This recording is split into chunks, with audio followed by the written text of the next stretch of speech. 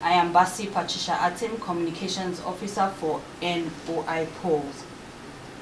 When people choose those who govern them in a free and fair elections, it shows that sovereignty belongs to the people. I have two gentlemen in the studio with me who would be joining me to discuss findings on today's data chat conversation. However, before I introduce my guest, the topic, the conversation for today, I must tell you, it is indeed very, very interesting, and I really look forward to, hearing from you weighing on the conversation, hopefully in time. So I'll be right back, and after the break, like I said, I'll introduce my guest to you.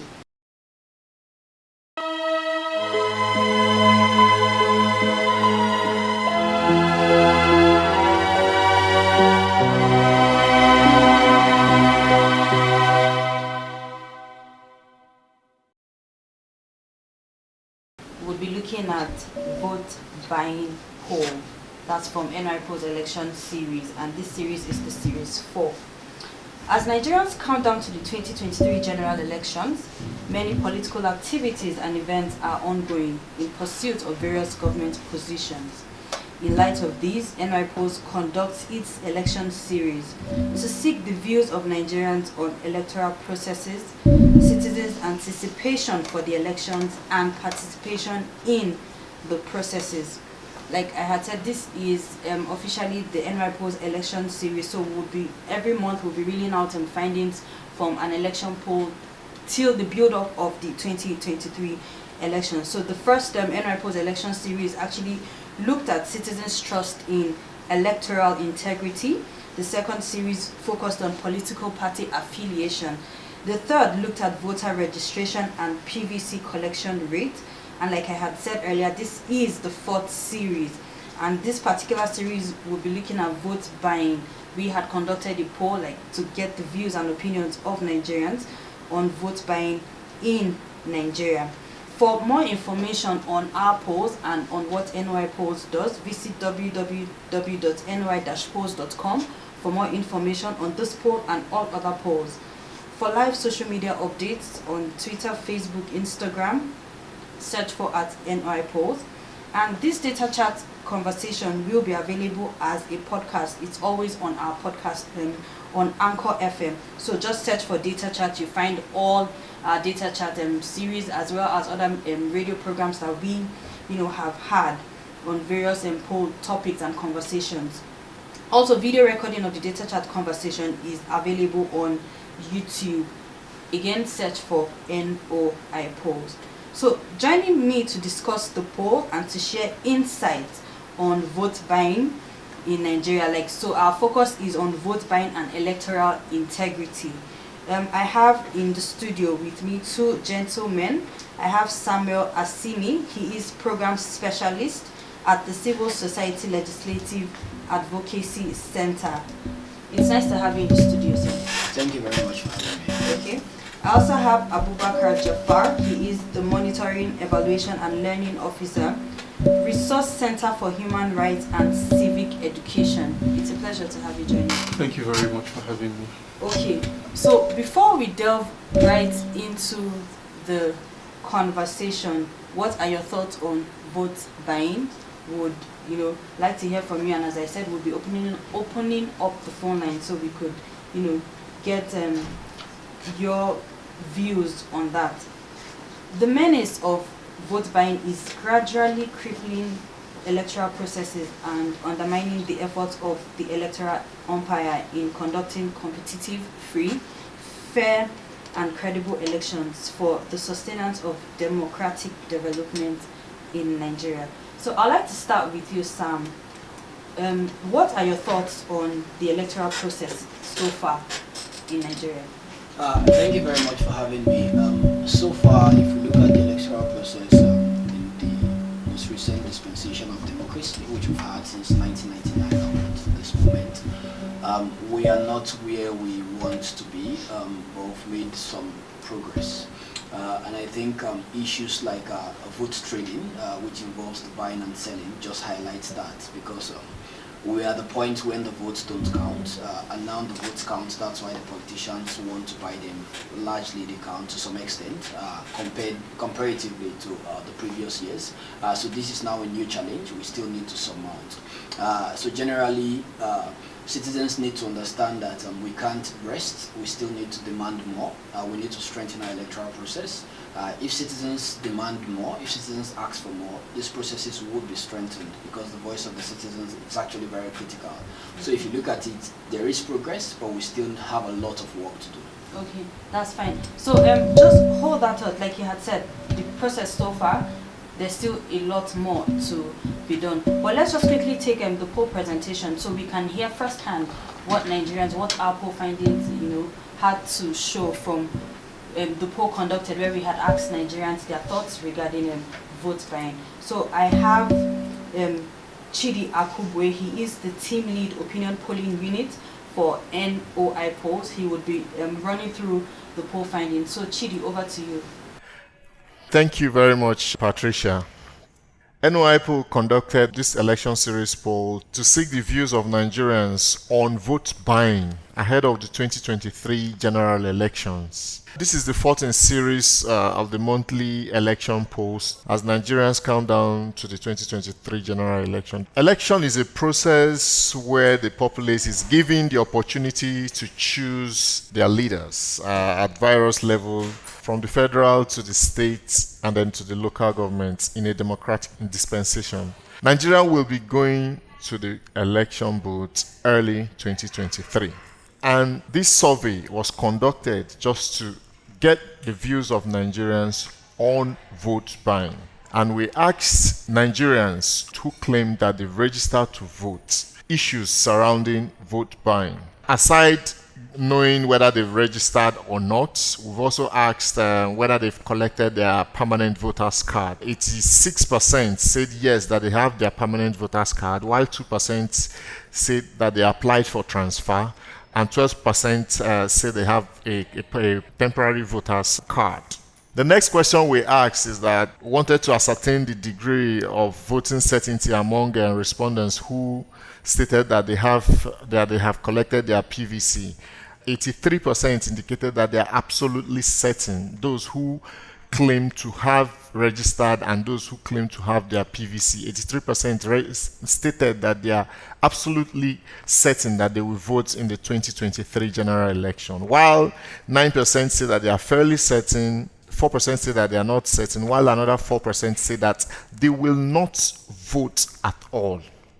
The next question was on vote buying. We know that vote buying is a common type of electoral violence, which has proven very difficult to prevent and penalize, especially in our country. The question was posed to the respondents: supposing a gift or favor were to be offered to you by a political party or candidate during the election, will you accept this gift or favor? 30% stated yes, that they will accept the favor, while 70% declined, said no, they will not accept the favor. Of these 30% who stated that they will accept the favor, they were further probed, and the question that was posed on them is that, in your opinion, what kind of gift or favor would you accept? Of the 30% who said that they will accept a gift or favor, 43% mentioned money, 21% say that they will accept any gift, 10% say promised job or contract, 9% said food item, and 2% indicated clothing. 13% mentioned they prefer not to say what they will collect as gift or favor.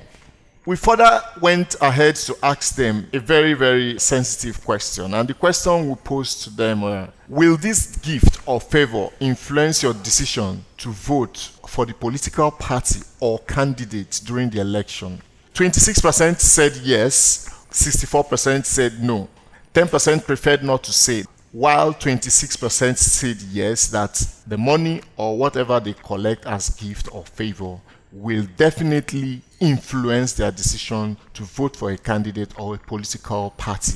The last question on the poll was, why do you think political party and candidates engage in vote buying? And top of the list is desperation to win, mentioned by 37%. Then we have those who say they believe it's a norm for the political party or candidate. 14% say that it's a norm, while 10% mentioned greed or selfishness. 8% stated they know the people are poor, hungry, and will accept gift or favor to vote for them. Another 2% said lack of confidence, corruption, and then other things that were mentioned. Lastly, just to paint a clearer picture on how vote buying can affect credibility of the 2023 general election, recall that INEC reported a total of 93.5 million registered voters for the 2023 general election. And the poll revealed that out of the 30% who admitted that they would accept a gift, 26% are willing to sell their vote for monetary gains during the election. This 26%, of course, translates to about 7.3 million adult Nigerians, voters. Note that from the previous election, this figure is enough to boost any candidates to win in the election. Therefore, to combat this threat of vote buying, relevant stakeholders should demand that the privileges associated with holding political offices be significantly reduced. The abusive influence of money in the selection of candidates, especially during party primaries, should be drastically controlled. Electorate should be educated on why they should reject all forms of partisan inducement, and that Electoral Commission, the INEC, should improve the current measures on ballot secrecy. Else, vote buying will still be a cankerworm in our electoral system. Thank you, Patricia. That was Chidi Akubwe. He is the team lead opinion polling unit for NOIPolls. So I had stopped at USAM, so I'll just like us to pick up from there. We had heard, from the poll presentation that 30% while 70% of adult Nigerians, which is a huge proportion, say no, they will not accept any gift of favor in exchange for voting. We had 30% of adult Nigerians say yes, I would accept a gift of a favor. So while it's positive to see that the 70% is a sizable number who affirm they would not take any gifts, arguably 30% the 30% who believe that they would exchange their votes for a gift or a favor, let's assume they don't know what vote buying is. So just briefly talk to us about what vote buying is and how it affects the credibility and integrity of the election. Thank you very much. I think your colleague who has spoken earlier has actually helped my work with respect to the question you've asked.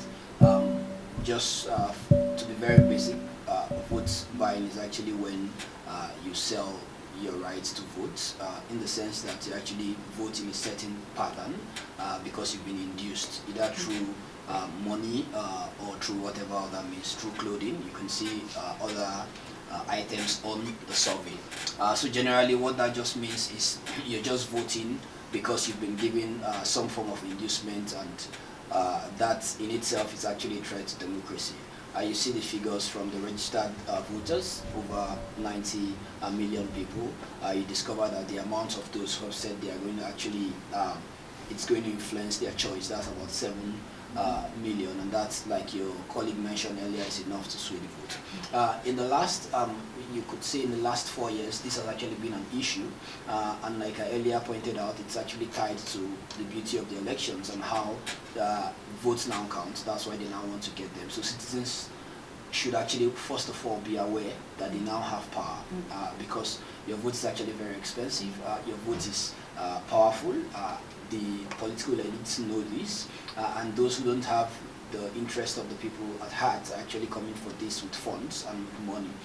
In 2019, the UNODC and the National Bureau of Statistics, in the second corruption survey, also had this issue, and I think 25% of the voters within the 2019 election were actually offered money to actually sell their vote, or some form of inducement to sell their vote. So you see, this is something that has actually been on, and it's not a good omen, because at the end of the day, looking at security and looking at the education, we're just coming out of ASU strike, and looking at the economy and everything, there's actually a consequence of the processes of citizens selecting leaders. So if you sell your vote, you're not immune from it. Like we jokingly say, everybody would have breakfast. So if you definitely sell your votes, then something would actually get to you in a very wrong way. So it's good for citizens to understand this and see that they shouldn't actually do that, because no matter how much they give you, or no matter what item they give you, the consequences of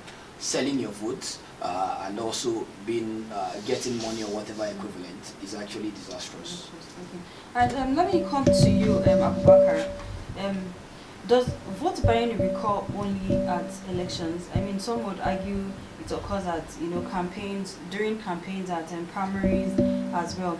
Are these assessments, would you consider that assessments correct? I think the answer lies in the terminology, because it's the same way we would probably call something in some parts of the world, they call something lobbying, in other parts of the world they call it corruption. So the answer lies in the terminology. What exactly is it? It says vote buying, so an exchange of something to garner that particular term, vote. So if at primary level, political parties and candidates can argue that they're providing a form of welfare to their members, and at campaign level they can say that we're providing a form of support to the community. It might be in form of exercise books, writing materials, clothing materials, billboards and other things. But explicitly at the election ground, when something has to be exchanged in order to either coerce or induce a citizen to vote for a particular candidate, at that point I think we'll streamline it to say that's vote buying. If we now want to talk about the larger use of inducements, financial or otherwise, in the electoral process, it's fine. But if we want to be specific, vote buying is when we exchange inducements for votes. That's at the polls. At the polls, yes. Right. So, is it safe to say that what is being shared during campaigns is not necessarily vote buying? Well, it's the same way you tell someone that I'll give you this if you agree to support me, maybe when I become this. Elections are not any time in the play. But when the citizen goes to the polls, maybe elections are in 3 years, they remember that, oh, so and so person happened to do so and so thing for me at so and so time. So at that point, do we then categorize that vote as being induced, or as a form of, oh, I feel like because this person has done something like this for me in the past, I should also repay them back by giving them this mandate, by voting for them. So it's a delicate balance, and it often boils down back to how much inducement we decide to introduce in our electoral processes. Okay, right. So I mean, like, Nigerians have, given reasons, have stated reasons why they believe vote buying thrives in Nigeria. We've had, when 37% say desperation to win, we have 13% they believe it's a norm, greed and selfishness amongst them other reasons. So I'm looking more on, Nigerians' belief that vote buying is a norm. And when you look at it, we also had people who said that, oh, they know people are hungry and poor as a reason why politicians engage in vote buying. So they know that the electorate, they know that certain people need this money, so they need to offer that way to get back their vote. So how does this inducement affect our democracy and politicking? I'll take it from the angle of the economy first, because the economy of a society determines to a large extent how that society reacts to certain issues. Like, I was having a discussion with a friend some days back, and we talked about how, so he mentioned to me how he thinks that a lot of Africans are where they are because the average African or the African society exists on a survival mentality. We don't think beyond how we want to, everything we do is geared towards survival. How I intend to survive in this place, in society. People rarely think about how I want to make my mark, or I want to expand my society, or I want to explore myself. I want to see what talents I have. So to a large extent, it forms how the society thinks. I mean, looking at the polls, we have a desperation to win. We have people believing it's a norm, greed, selfishness, and people knowing that people are poor and hungry. All are subsets of the same issue, the economic and social standing of the society at large. Because if you have a society where majority of the persons in that society have ascended beyond the survivalist mentality, I mean, you have places where people are homeless, you have societies where people are homeless, but you would not go and induce homeless people with financial gain or gifts or things of the sort, because they would feel like it's an insult to me. So what do you think? Because I am homeless, you now think that you can exchange my civic duty for what? Mere trinkets? But you have a society where even educated people see it as a form of governance has finally touched me. I have finally gotten my own share of the national cake. So I better grab it before it passes my way. You have people say things like, I beg, I will collect anything from any politician, but I will vote my conscience. The mere fact that you're even collecting in the first place means that you're already a problem to the system, because you would see it as a norm. Are eating fat up there, so when they come and meet me to induce me to vote for them, I would collect their monies and I will vote for my choice. What is to say that the same politician that has invested in trying to induce you has not also invested in monitoring his investment so that it doesn't go bust? So we, as a society, generally, we need to look at our economic standing and see how we can elevate people generally from that standing. Then we can start talking about how we can reduce, from the polls in itself, a lot of people are already seeing why it's wrong. Short-term pain, short-term gain, long-term pain. The politician just knows that if I induce this community, I don't need to come to them for 4 years until I come induce them again. So if we can, as a society, collectively decide to elevate beyond that mentality of, let me collect my own share from government, I think we would have it better for our democracy. Okay, so I would like to hear from both of you. Where do we, I sense it's, okay, so there's poverty and then there's value system, right? So where do we begin to draw the line between poverty and values for, the electoral system? Because, if you even look at the polls, what Nigerians, like the 30% of those who stated they would, take gifts in exchange for votes, I was surprised when I saw 2% who had also stated they would exchange their votes for clothing. So I'm saying, my question is, where do we begin, to draw the line between, poverty and values in the electoral system? That's one. And then, could this also be considered, can vote buying be considered as a criminal offense or a moral issue? So who would go first? Okay, I think I can go first, and I think I'll start.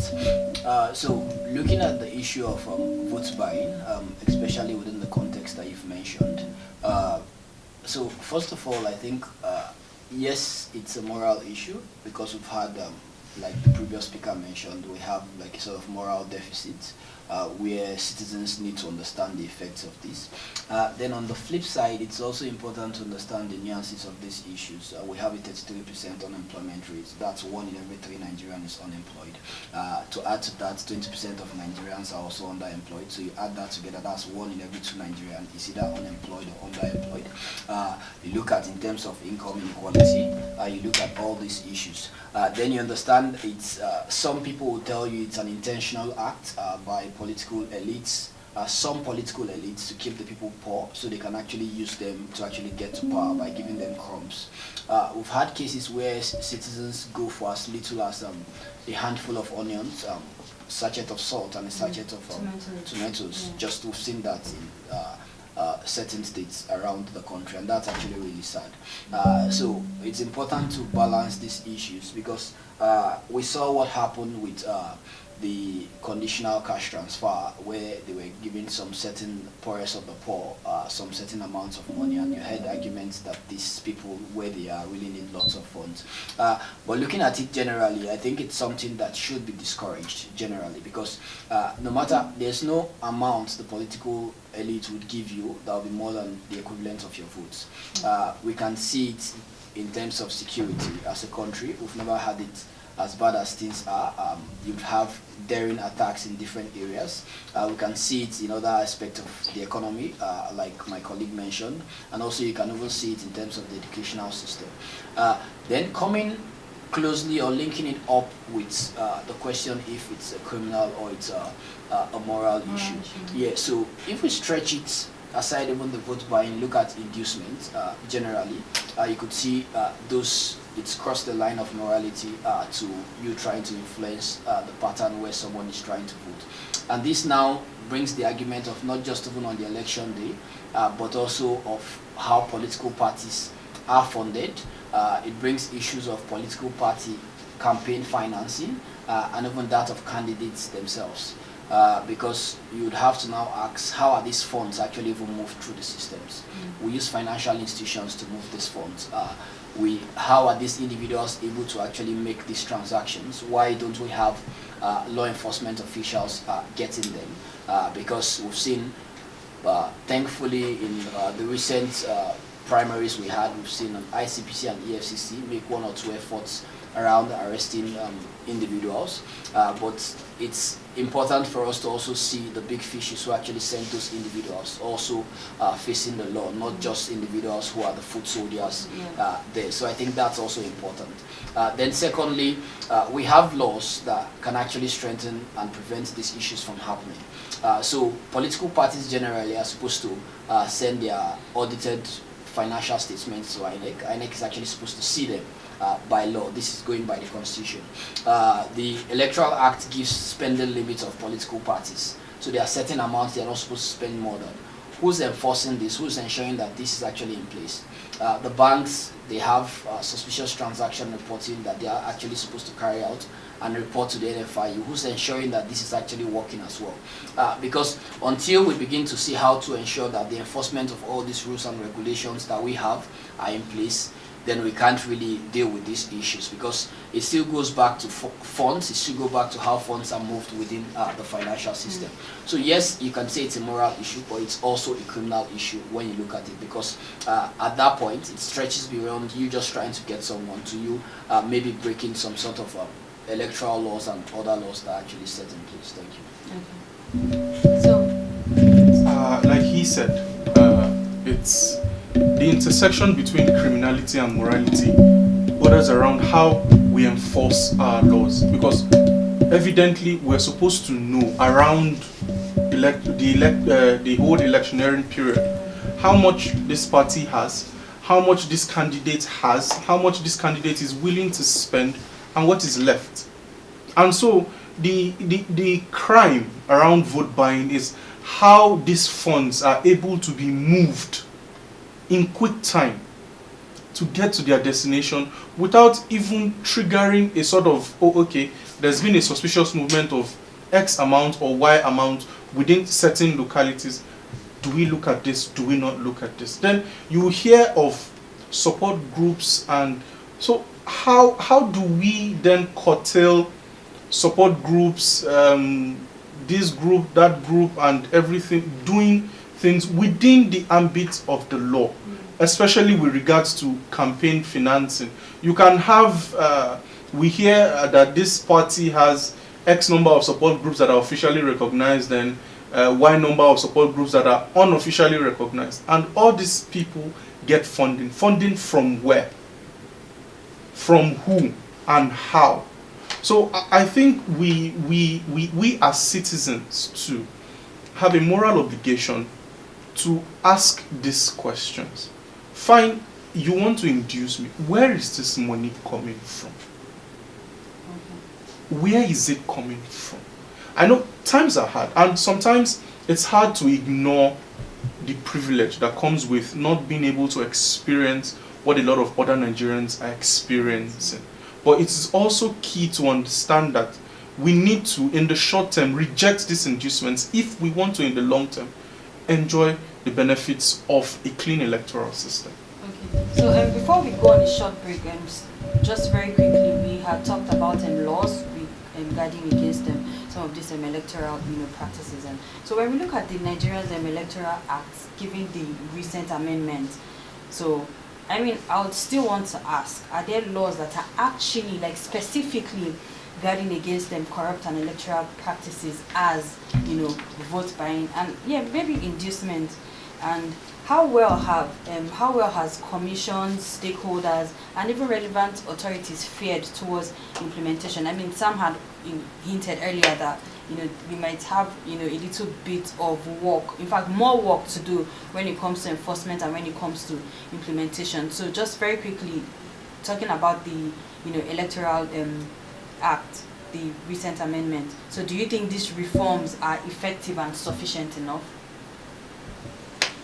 Personally, I think Nigeria has never had a problem with laws. It has always been a problem with enforcement. We have laws. In fact, we have laws that address issues that have not even happened yet.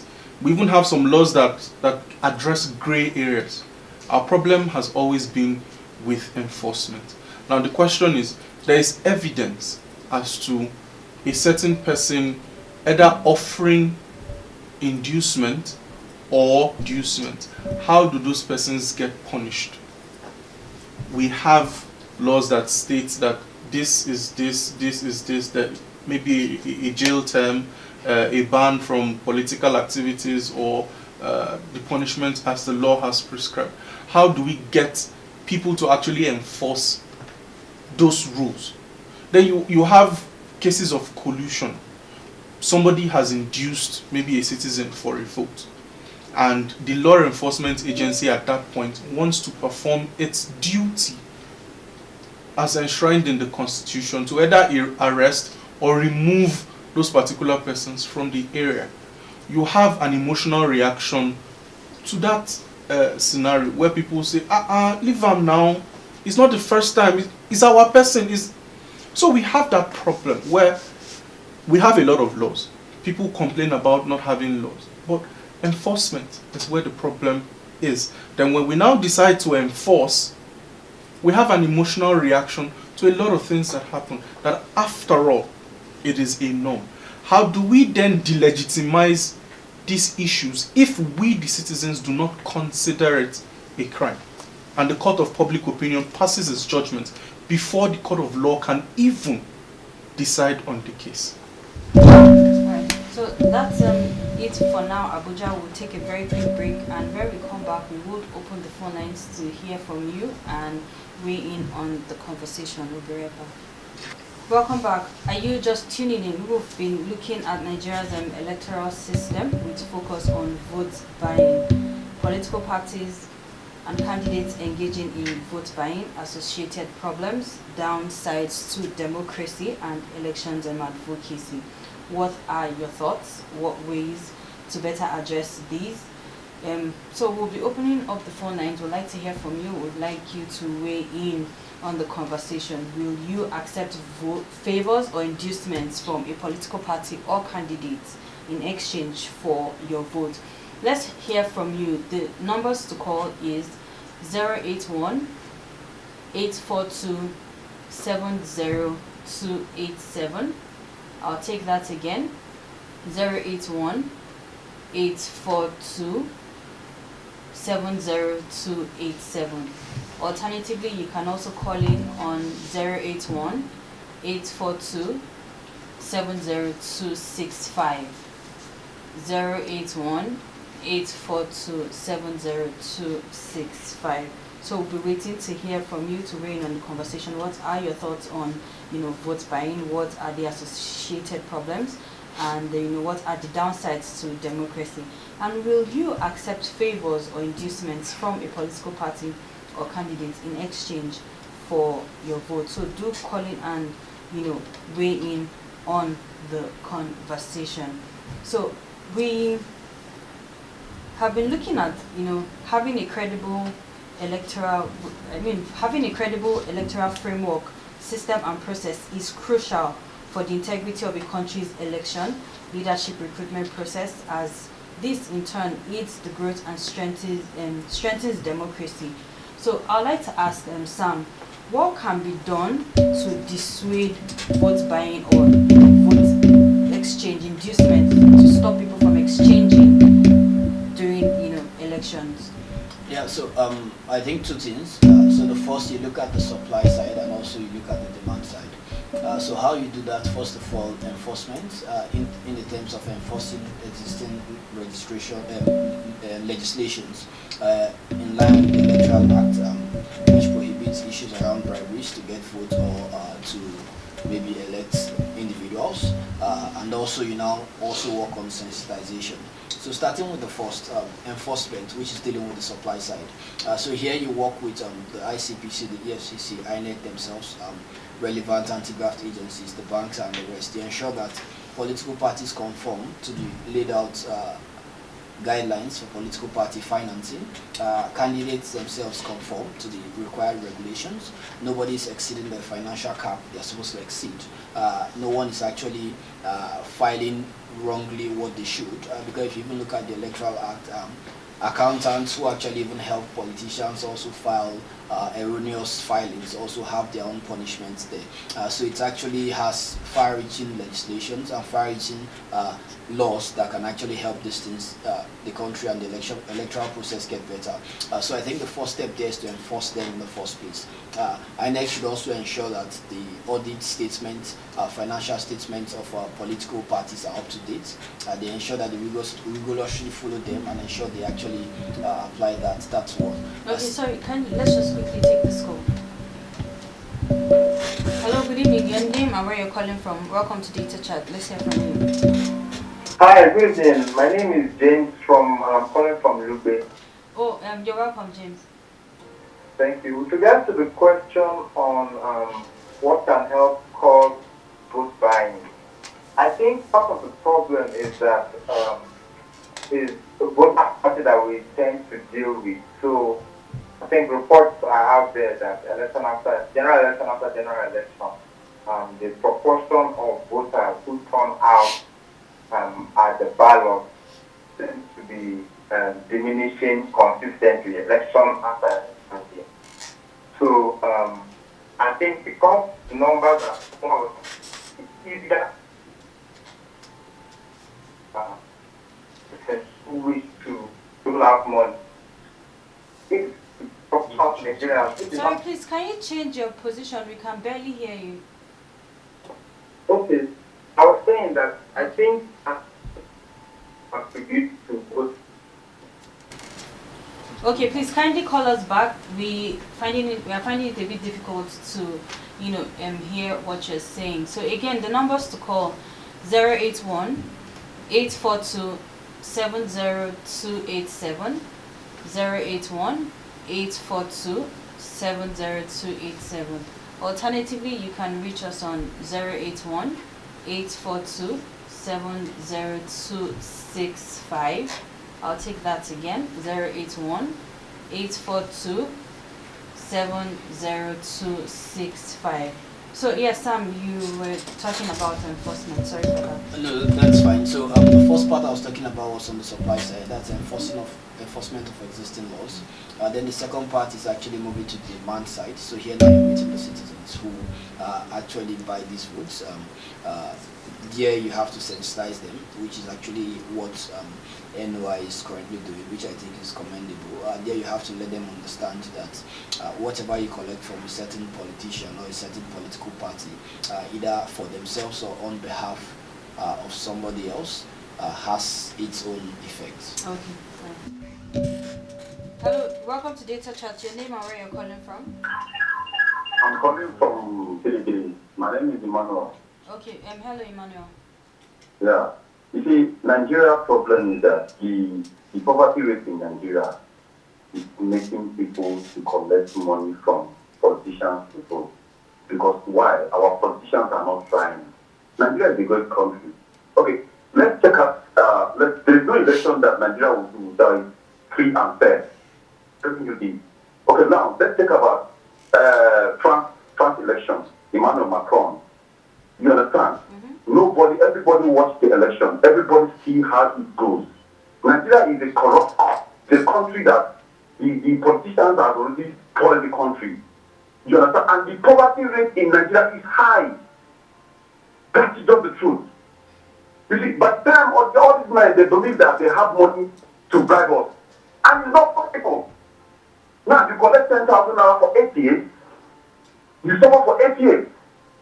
You eat it one day, then you suffer for the next 8 years. Or you collect 20,000, you suffer for the next 8 years. It's not possible. Nigeria, we are blessed and we are rich. Our politicians are not allowing us to see the front. You understand? That's something. For instance, you can see somebody that maybe is hungry and they have no food to eat. The man telling that, please, this is 5,000 naira. The person will collect, I will thank you. Because what he doesn't have. So what I want our Nigerian leaders to do, they should stop bribing people. There should be a law that there is nothing like money coming to the voting ground. Anything like that should stop. Let everybody vote who they like. Let everybody vote with their mind. Stop bringing money to protect people. Because you are rich, you are bribing people because of you want to be there. Why? So that's just it. I don't want anything to say more than this. Alright, thank you so very much for weighing in on the conversation. Okay, so Abubakar, to you. So this caller just said no election in Nigeria will be conducted that will be free and fair. Do you agree with him? That's one perception that feeds the narrative, and that narrative feeds the way the politicians and the citizens engage with the election. If you as a citizen are going into an election cycle with the mindset that no matter what I do, my vote would not count, because that is tantamount to saying that my vote will not count. And the politician too comes into that election with the mindset that whatever happens, if I decide to campaign on my merits, if the politician is sure of themselves, if I decide to campaign on my merits, it is a matter of who is able to outbuy the most votes that would win.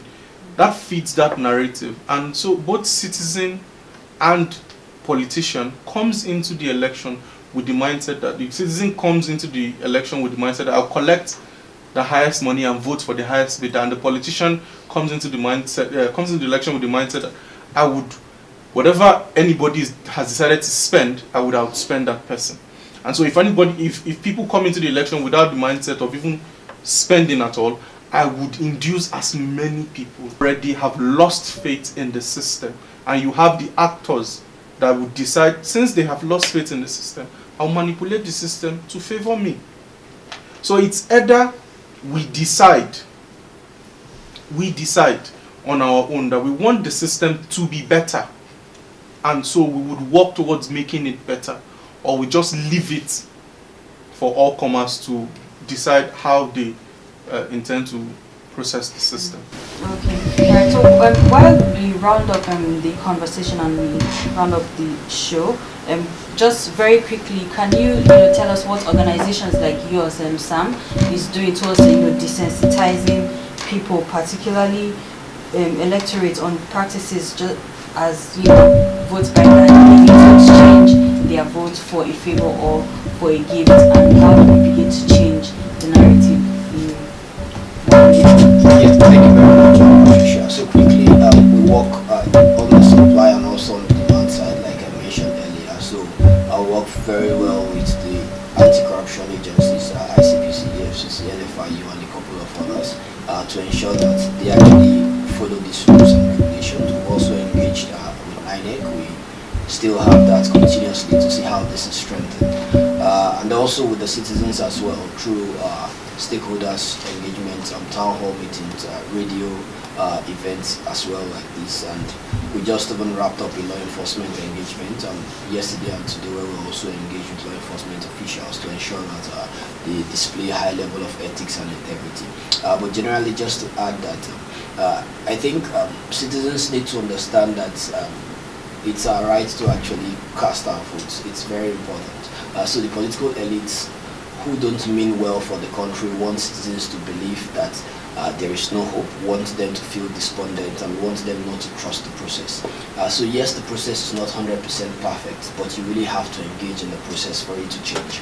So if citizens sit back and say nothing will change, things are bad, then things would actually then get worse. But if citizens come out and actually participate in the process, it might not be 100%, but definitely it won't be zero. Things will actually make progress. So please come out, get your PVCs, and vote candidates who actually have a proven record, have a track record, and citizen candidates who actually mean well.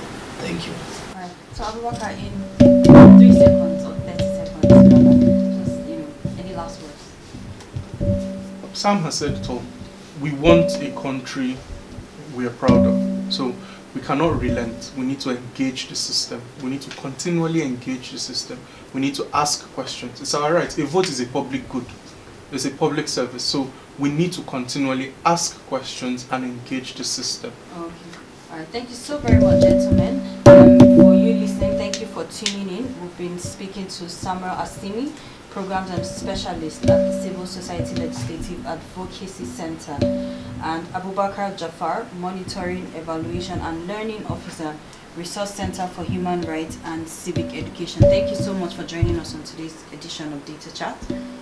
Thank you for having us. Thank you for having us. So as we come down to the 2023 elections, let's all be law-abiding citizens, and most importantly, let them vote wisely. Thank you for tuning in. I am Basi Patricia, a Team Communications Officer for NOIPolls. Do tune in and catch you same time, same station next week. Have a wonderful evening, Abuja.